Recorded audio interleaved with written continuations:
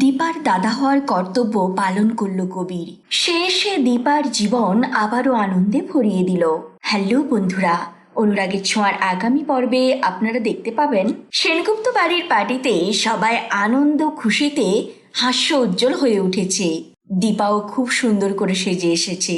তাকে দেখে সূর্য তো তার চোখ ফেরাতেই পারছে না। বাড়ির সবার সাথে সাথে আজকে দীপাও অনেকটা খুশি।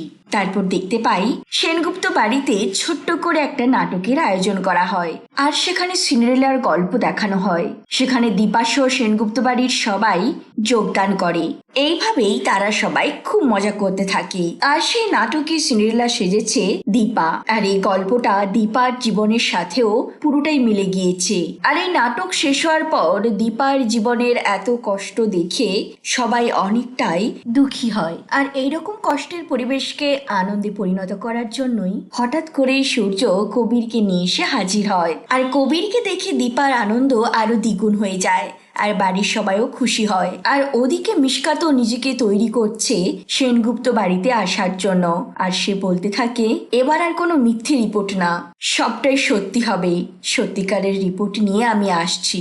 তো বন্ধুরা, মিশকা আসার পর সেনগুপ্ত বাড়ির সবার আনন্দ কি মাটি হয়ে যাবে, নাকি সবাই মিলে মিশকার মুখোশ খুলে দিয়ে দীপার জীবনের এই আনন্দ মুহূর্তটাকেই চিরস্থায়ী করতে পারবে? আপনাদের কি মনে হয় অবশ্যই কমেন্ট করে জানাবেন। আর অনুরাগের ছোঁয়ার আগামী পর্বের আপডেট জানতে আমাদের চ্যানেলটি সাবস্ক্রাইব করবেন।